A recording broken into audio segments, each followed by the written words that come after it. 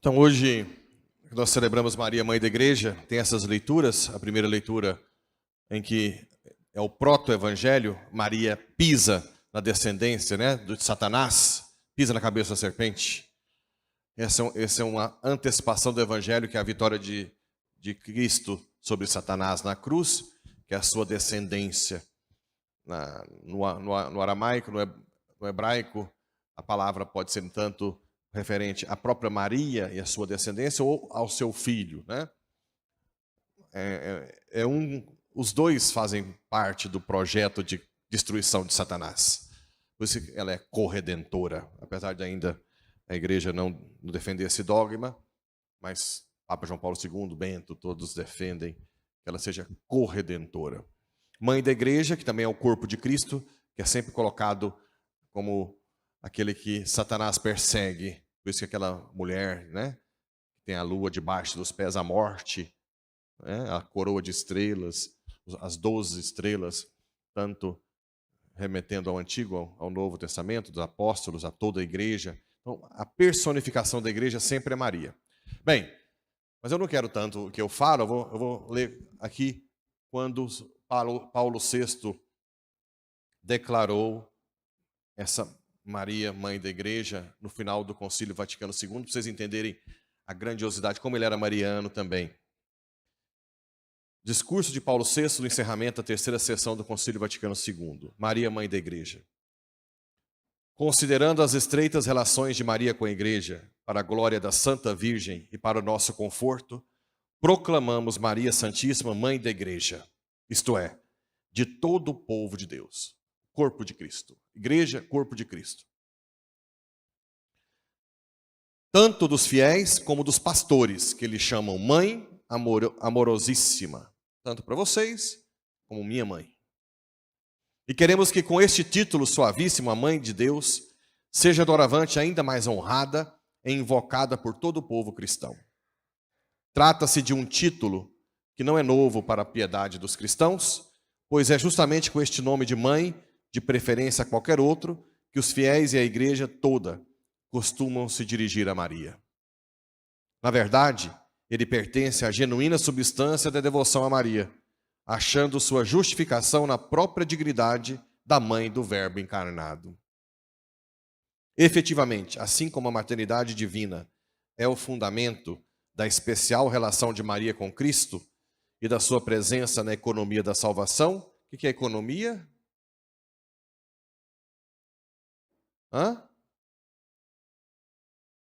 Quê? Economia, o que é? Cadê, Dani? Cadê os que participam das formações? Quando fala economia da salvação? A Daiane não perde uma. Eu posso dizer que a Daiane é hoje a mulher mais bem formada. Ela não perde uma. Perdeu alguma agora? Vai por algum. A revelação do mysterium. Quando se fala em teologia, mysterium é o que está dentro da Trindade. A relação trinitária. Economia, oikonomia, é a revelação do mistério na história. Entende? Aquilo que está no coração de Deus é revelado na história. Não adianta, gente. Quem não faz formação, fica para trás. Fica para trás. Não tem jeito. Eu bato nessa tecla, vou embora daqui batendo nessa tecla. O que mais? Economia da salvação.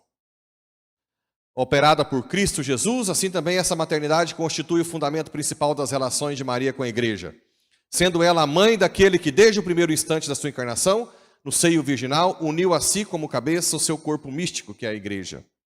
Maria, pois, como mãe de Cristo, também é mãe dos fiéis e de todos os pastores, isto é, da igreja. Portanto, é com ânimo cheio de confiança e de amor filial que elevamos o olhar para ela, não obstante a nossa indignidade e fraqueza. Ela, que em Jesus nos deu a fonte da graça, não deixará de socorrer a igreja com seu auxílio materno, sobretudo neste tempo em que a esposa de Cristo se empenha com um novo alento na sua missão salvadora. a nossa confiança é ainda mais reavivada e corroborada quando consideramos os laços estreitíssimos que prendem essa nossa Mãe Celeste ao gênero humano. Embora na riqueza das admiráveis prerrogativas com que Deus a adornou para fazê-la digna mãe do Verbo encarnado, ela está todavia pertíssimo de nós. Filha de Adão como nós, e por isso nossa irmã por laços de natureza. Ela é, entretanto, a criatura preservada do pecado original, em vista dos méritos de Cristo, e que aos privilégios obtidos junta a virtude pessoal de uma fé total e exemplar, merecendo o elogio evangélico. Bem-aventurada és tu, porque acreditaste. Na sua vida terrena, ela realizou a perfeita figura do discípulo de Cristo, espelho de todas as virtudes, encarnou as bem-aventuranças evangélicas proclamadas por Cristo. Por isso, toda a igreja, na sua incomparável variedade de vida e de obras, encontra nela a forma mais autêntica de perfeita imitação de Cristo.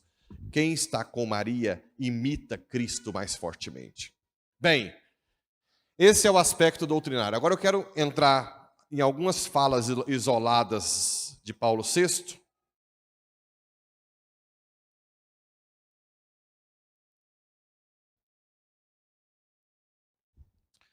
Por que esse Papa não é muito popular? Vocês que são da Paulo VI têm que ter um pouco de consciência do que nós estamos vivendo hoje.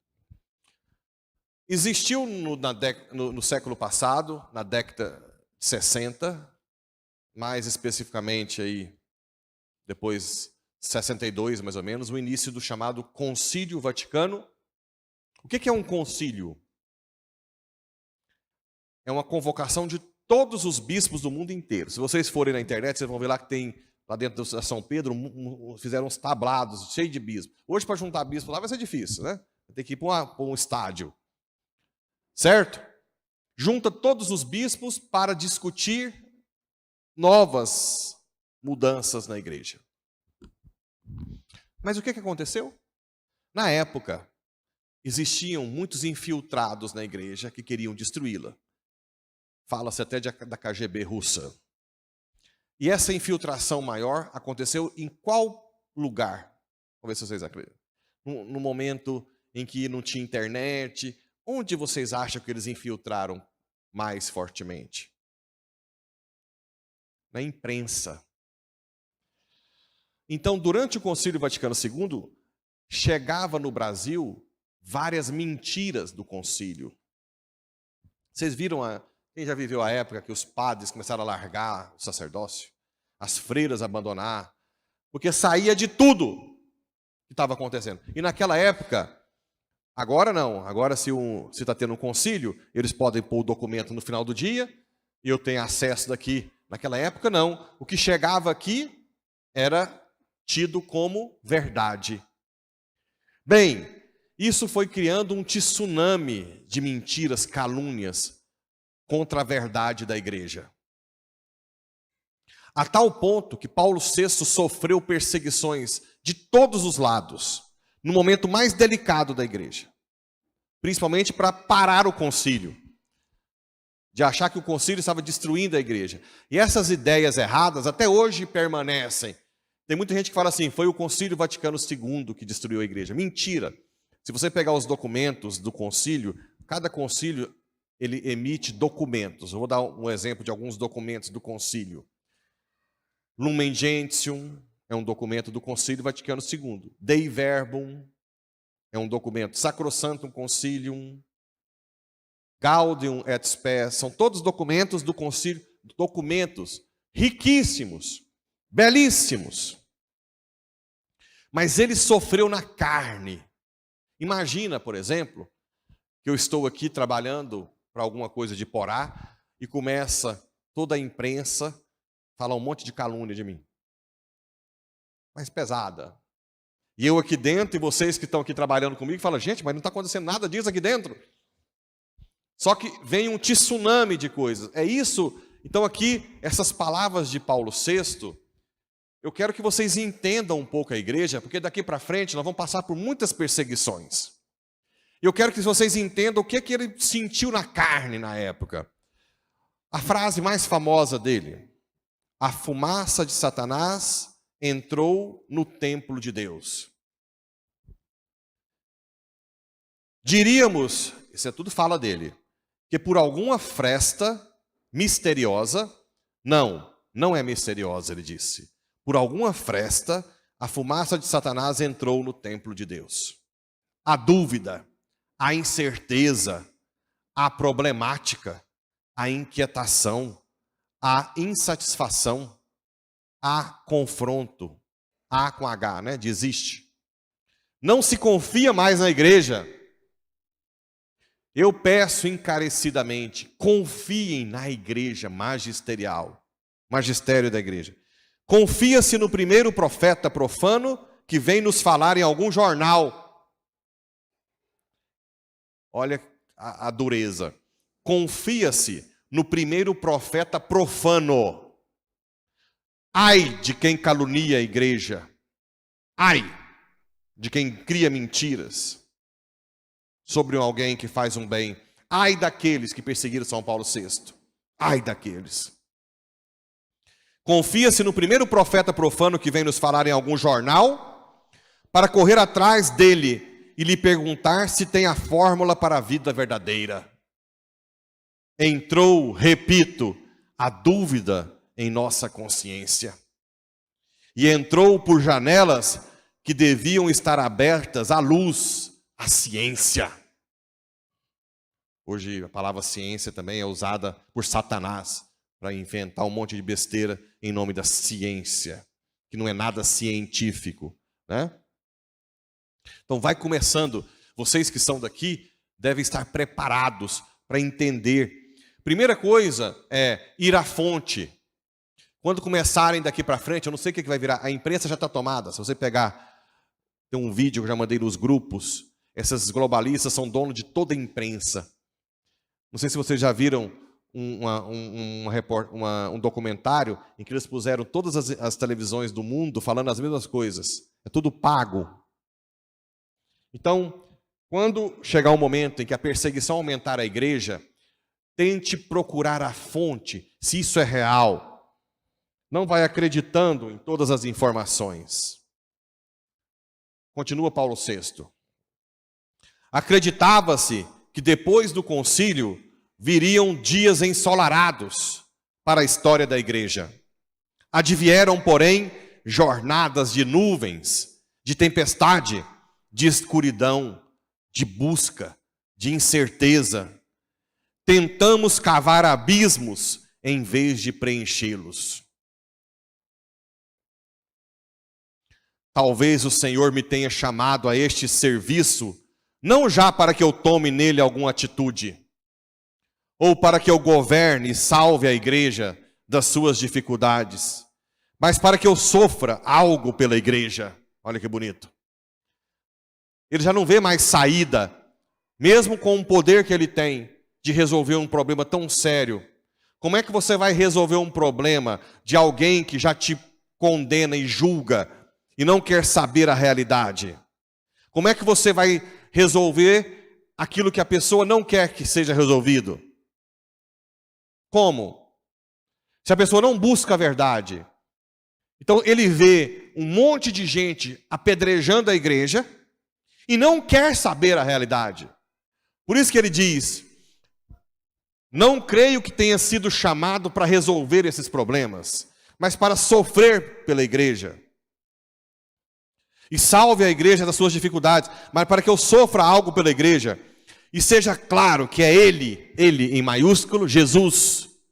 É Ele e ninguém mais quem a guia e quem a salva.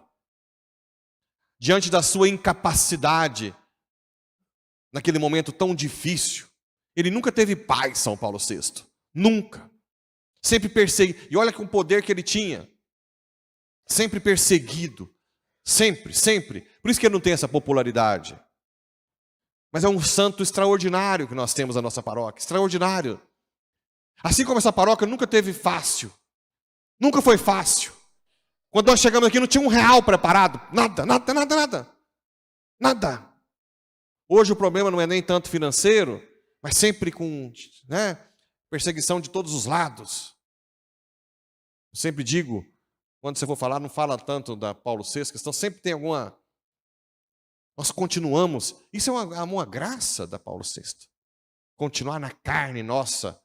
É porque nós estamos buscando, quando a gente fala de Billings, é a única paróquia que tem formação de Billings, que é o que está no método lá no Humanae Vitae, a única que tem formação contínua. Outro dia eu vi uma pessoa de uma comunidade que eles fazem consagração e dizem que tem voto para não beber bebida alcoólica.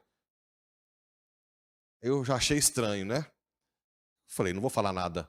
Aí depois ela continuou e falou assim, eu trabalho com a parte de planejamento familiar natural. Ah, é? E o povo da comunidade? Quase ninguém participa. Eu falei assim, quer dizer que eles estão no contraceptivo? É. Aí você faz voto para não beber, que não é pecado, se não for... E depois você está no método contraceptivo? Olha que hipocrisia. Falei, manda falar para o seu fundador lá que é hipocrisia isso aí, ué. Como é que você vai fazer um voto de algo que não é pecado? Se você bebe sobriamente, né? Não é pecado. Se você tem alcoolismo, melhor não beber. Mas você fazer um voto e depois não seguir o que a igreja pede, que é grave, né? Então nós não somos hipócritas aqui. Espero que todos acreditem quando digo que não apenas nunca aspirei, como sequer formulei a hipótese de ser eleito para este formidável ofício. Eu nunca quis ser papa, porque era uma das acusações dele. Porque ele sempre trabalhou, quem ouviu o início, ele sempre trabalhou com o Papa Pio XII e o Papa João XXIII. Certo? Então ele sempre trabalhou. Então saía a conversa que ele era carreirista, que ele queria ser papa. Eu tive o terror e o êxtase de ser eleito. Terror. E ele foi eleito no meio do Concílio Vaticano II pegando fogo. Porque quem chamou o concílio não foi ele. Imagina a situação dele. E todo mundo achou que ele ia bloquear o concílio. Ele disse, não, vamos retomar o concílio. Bem, essas são algumas frases para vocês entenderem que esse homem é extraordinário. Que eu sou um cara honrado de tê-lo como padroeiro. Quando eu fui no túmulo dele agora, eu senti uma força extraordinária. E eu disse para ele, me dá forças, Paulo VI. Quando ele escreveu a Humanae Vitae, a encíclica, tinha uma pressão internacional contra ele. Poucos estavam do lado dele. Foi a última encíclica que ele escreveu. Ele foi tão perseguido que ele disse, não escrevo mais nenhuma encíclica. Não escrevo.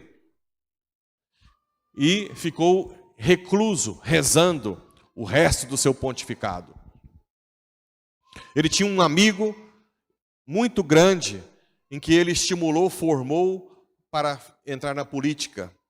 Eu não sei se ele se tornou prefeito de Roma, que foi sequestrado e morto pela máfia italiana. Tudo que podia acontecer com esse homem aconteceu. Tudo. Tudo. Dom Carmelo, quando era padre, disse que nada se compara à forma que ele acolhia. Ele foi com o bispo dele, ele como padre, e disse que ele tinha sempre o hábito de virar e dizer, tirava as coisas que ele fazia, o que eu posso te servir como papa? O que eu posso te servir? Né? Então nós temos aqui um homem grandioso. Quando alguém vier falar, vou ensinar para vocês algumas vacinas para esse mal das falas destacadas.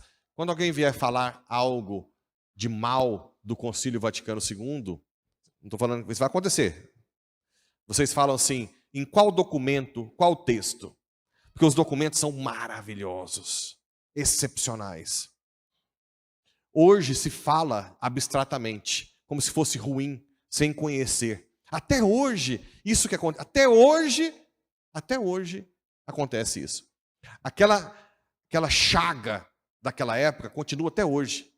O povo não conhece o que é real do concílio e fala mal de tudo. Fala mal que essa missa não é válida, porque mudou a missa, tinha que ser de Costa e latim. Claro, tem alguns aspectos que poderia ainda melhorar, mas como é que você não acredita na igreja, se você não acredita que o Espírito Santo guia a igreja? Como é que você não acredita? Como é que você não acredita naquela que nutre, naquela que te deu o batismo?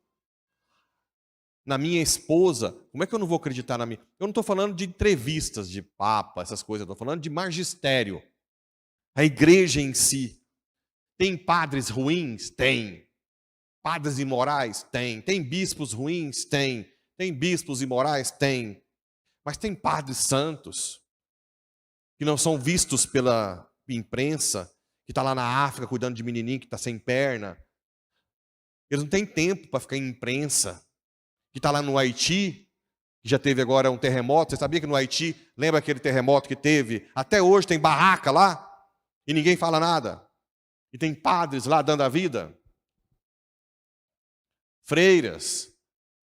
Recebo mensagens de freiras na África, uma do Canadá lá, falando que nunca voltou na sua casa, há 15 anos que está na África. Na China, existem, na Amazônia, padres e bispos que às vezes não aparecem como escândalo, mas são santos. A nossa igreja vai além da minha miséria. Se um dia vocês virem eu fazendo uma besteira, e pode acontecer, porque eu sou um miserável carnal, com algo grandioso, mas não é a igreja. Vocês como igreja têm que dizer, padre, isso não está bom. Em nome da igreja, mude. Por amor à igreja, mude. É o contrário. Não é dizer que a igreja é isso, quando eu faço um erro. A igreja é santa.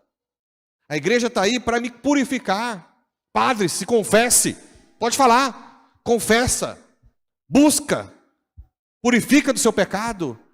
Continua santo como a igreja é santa. Mas não desconfie da igreja. Aqui fica o apelo de Paulo VI. Meus filhos, né? Não desconfiem da igreja. Amem a igreja.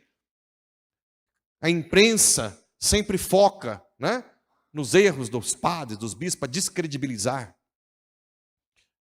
Como a pedofilia.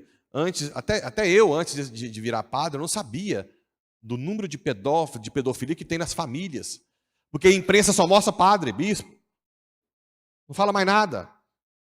Então a gente cria uma mentira na cabeça. Uma mentira. Vai lá no mosteiro. Tem padres ali que eu fico com vergonha de estar perto. Eu estava discutindo de um deles agora recentemente. Um padre que eu não chego nem na unha dele. O Leozinho, que é médico, que vem aqui de vez em quando. Tinha uma prova em Brasília uma vez, eu estava no retiro. Uma coisa que eu não... Vocês têm que rezar muito para eu chegar nesse ponto. E aí, o último dia do retiro, ele disse, padre, eu tenho que sair de madrugada, porque a prova... Ixi, já está, meu filho? Jesus! Eu se empolguei, como dizer. Padre, eu tenho que acordar às 5 horas da manhã para ir para Brasília fazer uma prova. Tem problema de eu sair mais cedo antes de acabar o retiro? Aí ele virou, ele conhece o estilo, né? Não. Você vai fazer uma prova? Vou. É sempre bom fazer prova depois de uma missa. Que tal celebrar às 4 da manhã? Ele estava no retiro todos os dias até meia-noite atendendo o povo. Ele acordou 4 horas da manhã, celebrou, era ele um amigo, para ele poder ir fazer a prova depois da missa. Isso é um dos milhares de aspectos dele, do padre dele, de todos eles ali. Existem padres santos, existem bispos santos, a igreja existem freiras santas. Não olha, não fica com o olho podre, apontando o que é imprensa. Cuidado com a imprensa, porque fala sem conhecer.